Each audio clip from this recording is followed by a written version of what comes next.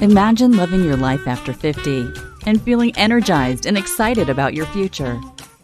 Welcome to the Women in the Middle podcast, the podcast for women who are ready to figure out what they want and create the life they deserve.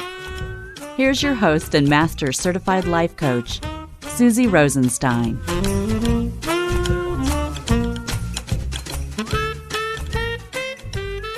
Hey there, welcome back to the podcast, Women in the Middle. I'm your host, Susie Rosenstein, your Master Certified Coach and Midlife Mentor, and I'm so glad to be here with you again for this week's episode, where we are talking about what it's like to be an introvert in today's working world. Now, I have noticed more and more than ever before that being an introvert is coming up in conversation all the time. It turns out that I'm not the only one noticing this either. There's even research to suggest that it's common to get more introverted as you age. The psychological term for it is intrinsic maturation. And what this refers to is actually becoming more introverted as you get older. So, as a woman in the middle, it's more common. And as a woman in the middle, coaching other women in the middle about change, and often career change or some kind of a big pivot, it totally comes up a lot because so many amazing midlife women with so much to offer feel that they can't go for it. They can't do what needs to be done to be successful because they are introverts.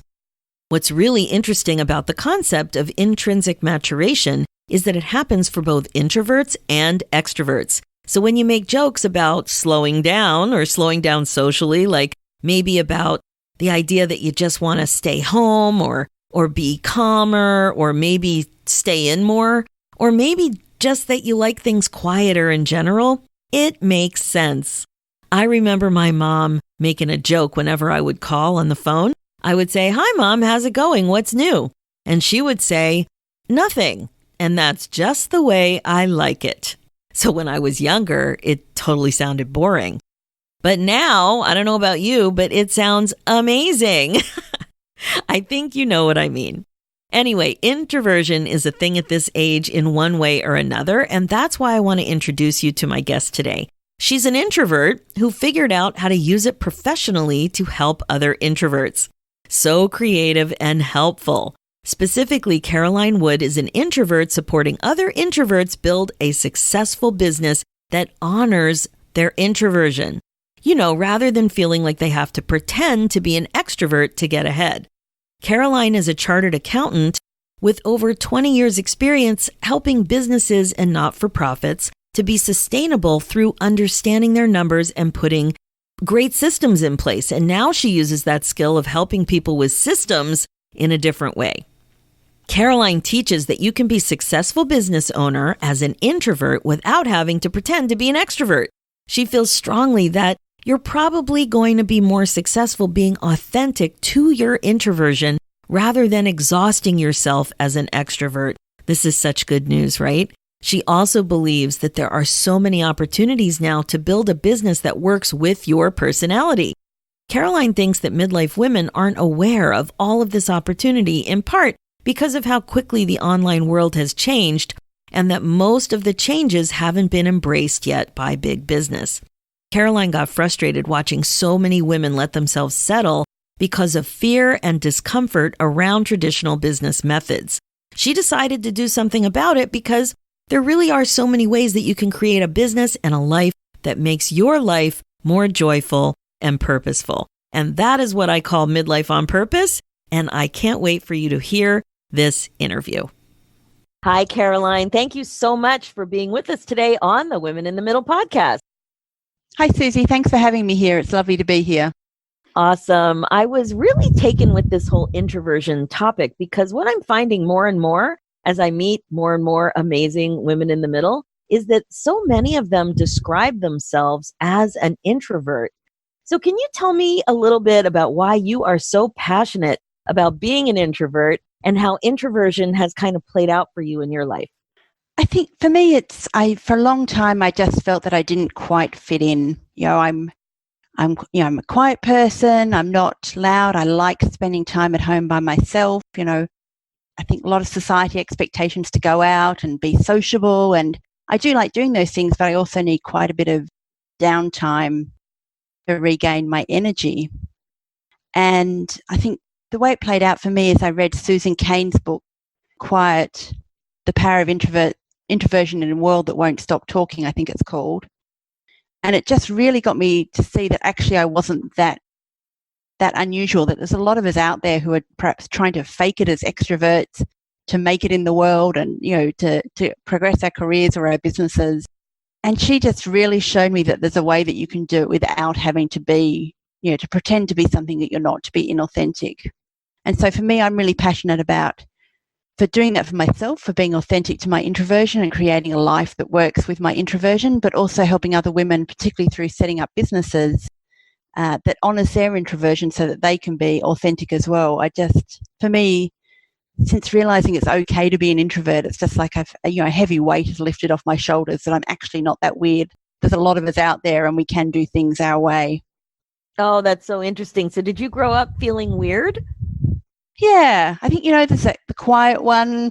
You see it all the time on the TV, when there's a serial killer or something, it's everyone says, oh, that was the quiet person. We never expected anything from them.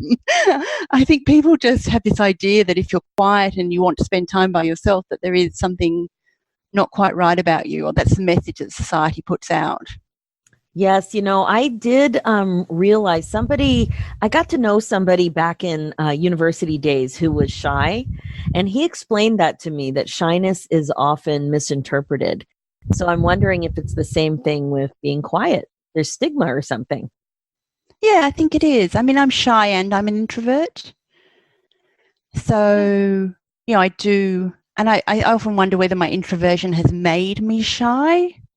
That not accepting that being quiet, has made me feel that, people are perhaps judging, and that's what's made me shy. It's an interesting, I think quiet is very much like that. It's like a chicken and an egg thing, I guess. Yeah. So what was it like for you in your career, coming to this point where being authentic rang really true for you? I think I was starting to move up into management positions. So I'm an accountant by trade, and starting to move up where I needed to, at least I thought I needed to get ahead. I needed to start networking more and building up networks and going to a lot of meetings and talking a lot. And that's just not who I am. And I think a lot of introverts suffer with that. There's some really interesting scientific research they've done now that show that introverts actually take longer to process information. It follows a longer pathway through their brain. And so meetings are actually quite challenging in terms of, being put on the spot to come up with a quick answer to something when, the information's probably still going through your brain paths, whereas the extrovert sitting next to you, it's sort of zapped straight to the bit where they want to start talking. So I think that's where it became a challenge for me when I moved into that management role and moving away from the technical side of accounting towards more of that management talking meeting roles. And it just started to feel really inauthentic, and that I was just saying things in meetings for the sake of saying them rather than because I'd thought about them properly. And it just started to feel uncomfortable. So do you remember how you thought about that? I think for me, it was just I decided that I got to a management position and that I wasn't going to go any further because I wasn't willing to do that behaviour. And I sort of felt I was really quite limited because, the organisations I worked with didn't cater at all to my introversion. They were all tailored towards extroverts and, brainstorming and meetings and things like that. So what did you do? I basically quit. Well, I have basically quit, and I've set up my own business where I can set things up my way, the way they work well for my introversion, and I'm not limited by my introversion. In fact, it's actually, I see it as my superpower now, that I do think about things deeply, that I feel comfortable saying to clients that I work with, that's a really interesting problem. Let me have a think about it, and then I'll get back to you. And I think I come up with much better solutions because I got the opportunity to do that, which I didn't have in corporate meetings. So it's just building something that works much better with my personality. Okay, we're going to get there, but I can't resist asking you more questions about making the decision to pivot, because that is a lot about what we focus on in this podcast, because so many women feel a disconnect, but then they just spin about it. I spinned about it, or I spinned about it. I caught myself in a spin. I don't know how to talk about it, but yeah, like I was spinning totally for 5 years. So when you realized that you'd been studying, you'd reached this point in your career, but you were bumping into a disconnect. You weren't aligned with that true authenticity of being really comfortable in terms of growth and evolving forward. How long did it take for you to really come to terms with that and to see what you were thinking and notice how you were feeling and get the courage to do the next thing? Gosh, I would say it was at least probably 6 years. I'd say I probably had 2 or 3 years where I was just thinking I'd like to start something. And then I started something part-time while I was working full-time. I started a food blog and realized that wasn't right for me. You know, I've gone through a few iterations to come to where I am now, to actually, you know, working on a business that works in my strength and works for me. But, you know, it's taken, I'd say I did good 3 years of side hustling, trying different things until I found what, you know, worked better for me and what worked with my skills, I guess. I'm so glad you shared that, because we tend to get so frustrated and we're just swimming in confusion, but also we're feeling really down on ourselves for not having the clarity and wanting the clarity to come faster than it is.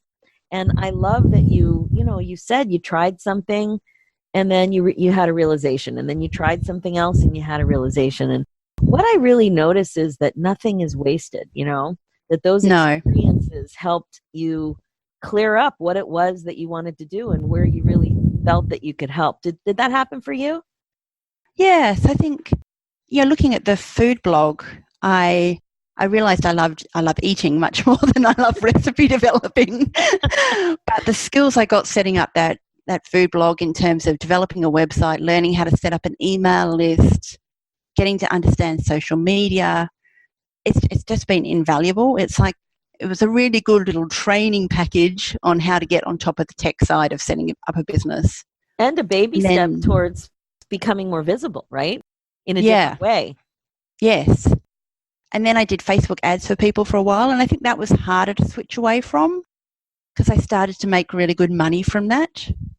But it just wasn't my zone of genius, and I wasn't really comfortable doing it. So that was, again, you know, the skills I've learned in Facebook ads and how to work with clients has again been invaluable, but it's taken me a while to realize, particularly with that one, that money isn't everything. It's also got to align with who I am and what my skills are. Yeah, that fine balance between what lights you up, who needs help, and where are your skills. Yeah. Exactly. So when did that light bulb go off? What was that like when you realized that being an introvert was going to really set you free? I think it was, I've been ever since, even when I was working, I was really passionate about introversion. And I've been thinking about, you know, I like working with introverts, and I think that's where it first started, that with the Facebook ads, my favorite clients were the quieter ones, and I could see what they were struggling with.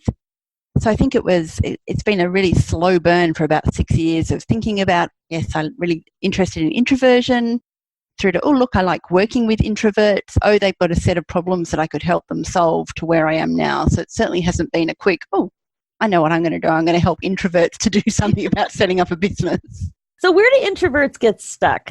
Well, first of all, do most introverts that you work with identify themselves as introverts? Is that something that, like, the term has come along enough now that people know to identify with that? I think quite a few do. There's a lot of talk about it on social media. But the other word that I use is quiet. And I think that really resonates with people, that they're the quiet ones in the room. And sometimes that shyness, but a lot of the times it is that introversion, that they're thinking about things that like me, they didn't want to participate in the meeting just to say silly things or to, you know, to be seen. So I think quiet is the other word I use quite a bit, rather than just introvert. So is that typically how somebody would notice or recognize that they have those tendencies? Yeah, I think so. And Anything then else? there's a lot of tests around, you know, I think the Myers-Briggs test is just becoming more and more popular. Not everyone, but a lot of people I know love doing personality tests, and I think they do that, and that's a real wake-up call as well. What might they see on that type of a test? So they'd do the test and they'd come up with an I as one of the Myers-Briggs. There are four personality characteristics. I'm not sure the exact terms they use when you do a Myers-Briggs. And the first one is you're an I or an E, so you're an introvert or an extrovert. And then there's all sorts of other stuff that comes after that. It's also really interesting, but I focus on the I part of the personality where people are struggling. So why would they struggle in terms of business? Like, what would happen for somebody who wanted to be an entrepreneur? Why would it be a problem?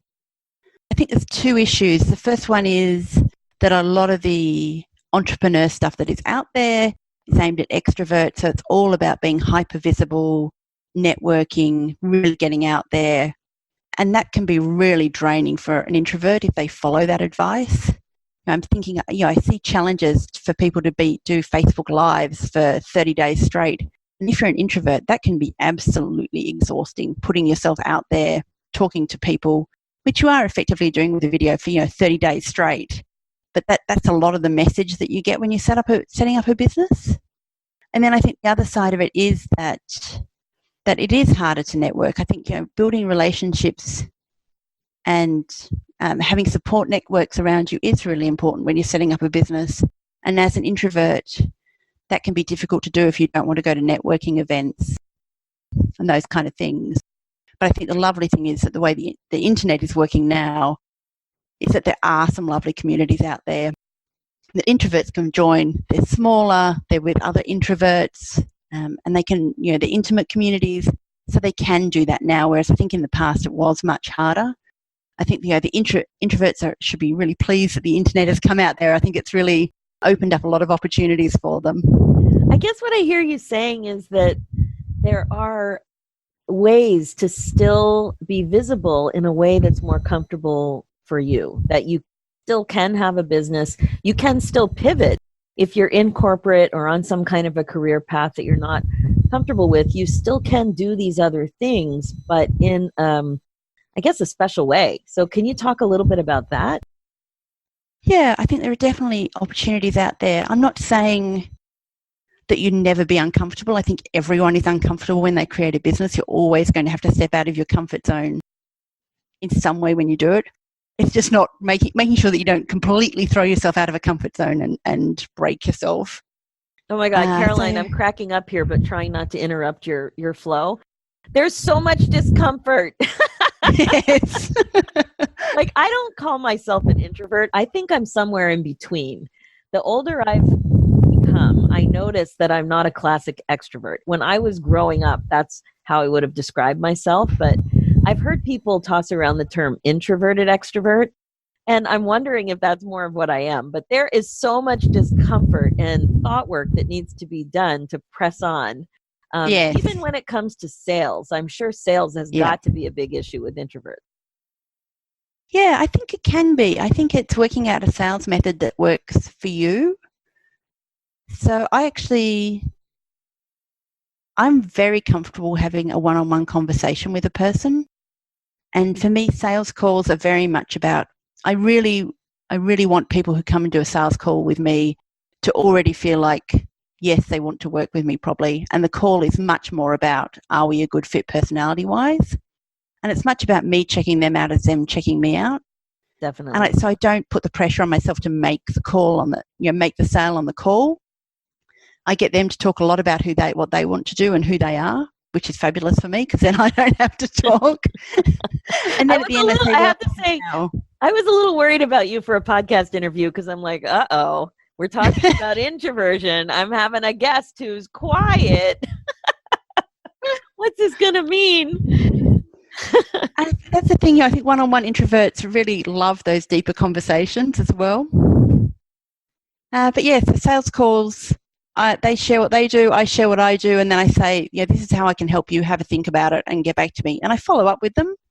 But because I don't put my pressure on myself to make that call actually on the sale on that call, it's a much easier conversation to have. I see. I think for me, introverts really need to look at where they can have more intimate relationships with clients and potential clients, and that's what's really important to an introvert, rather than trying to speak to a large audience, as I think perhaps an extrovert is better able to do. So how about applying some of these skills to life, not just business? You mentioned that a lot of it has to do with energy. So how can you feel more authentic and honor your introversion more outside of business? So for me, it's really been about developing the confidence to say no to things. So I think for introverts, both in business and personal life, the big thing is having good boundaries in place.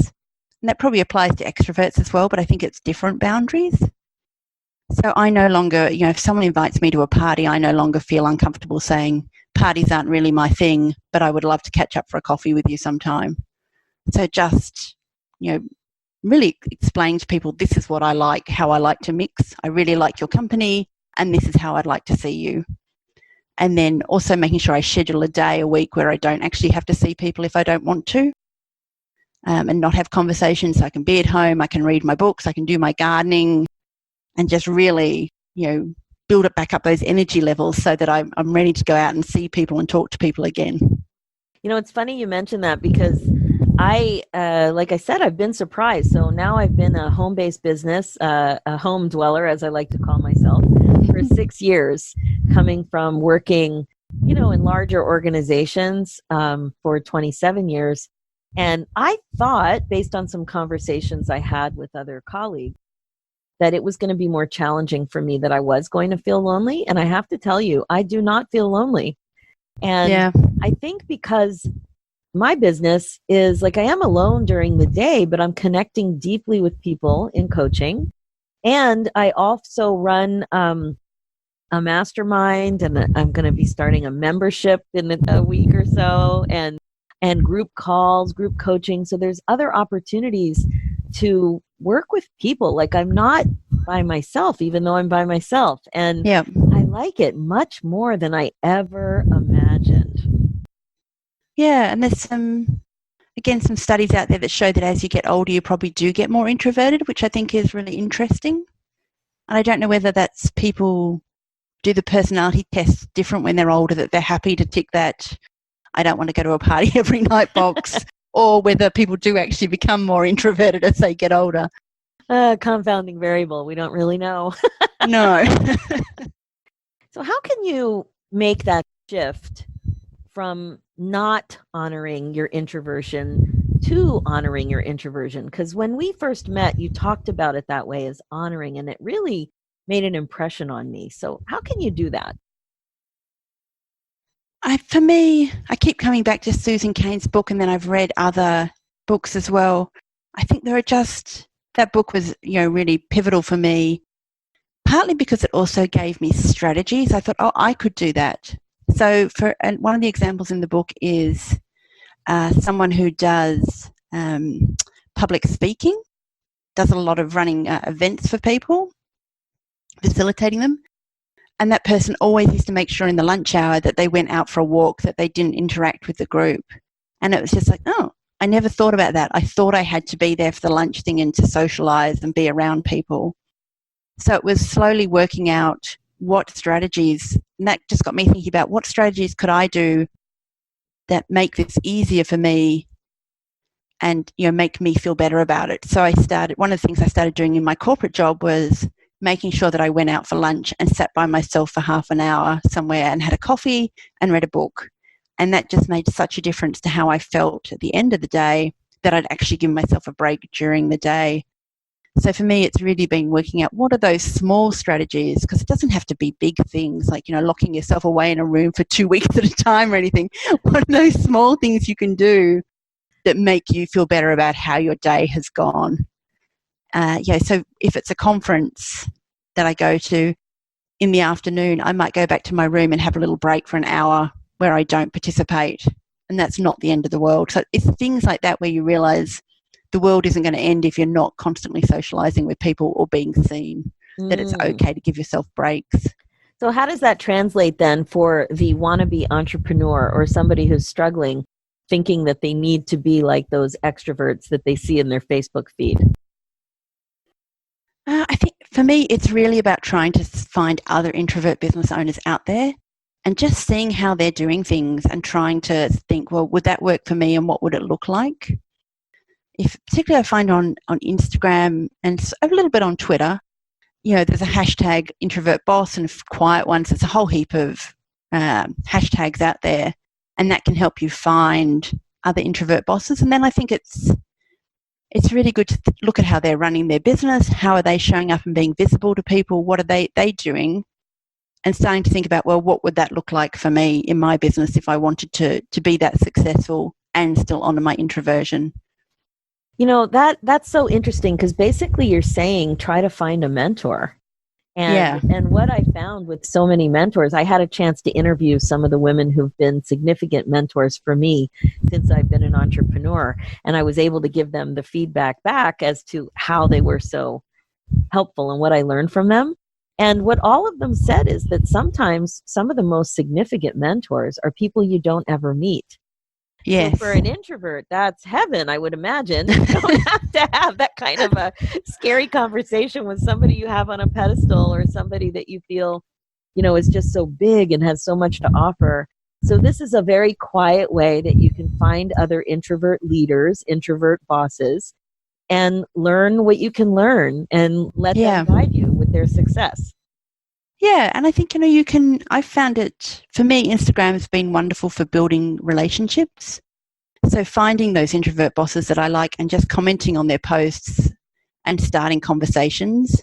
And it's a really non-threatening way, to start a conversation with someone, particularly if you're an introvert and you're shy like me. Like putting a comment on Instagram is much less frightening than trying to engage directly with a one-on-one conversation, or even sending a pitchy email. Like a nice little comment on an Instagram post is such a simple thing to do, particularly if you put thought into it, which I think a lot of introverts do.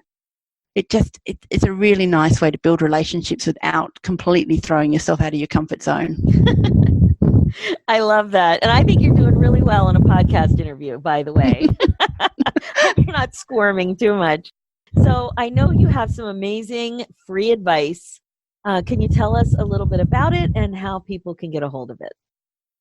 Yeah, so the main way I like to start helping people is I have an introvert business quiz. And that is a quiz you can take, and it just gives you a sense of, if you are an introvert running a business, whether it's as a side hustle or full-time, of how you're going in terms of making that business work with your introversion. So it's a series of questions, and at the end, it gives you a result telling you how introvert-friendly your business is. And then, from that, I have a series of emails that go out with tips to help you really build on those areas where I see a lot of people struggling. And the quiz has been really interesting from my point of view, and in me thinking more about what content I want to develop, that boundaries are really important for introverts, and a lot of them aren't putting them in place. And also that they're not making use of word of mouth marketing and really putting systems in place for that. So that's been really interesting, and that's some of the content that I'm going to be building on from that quiz.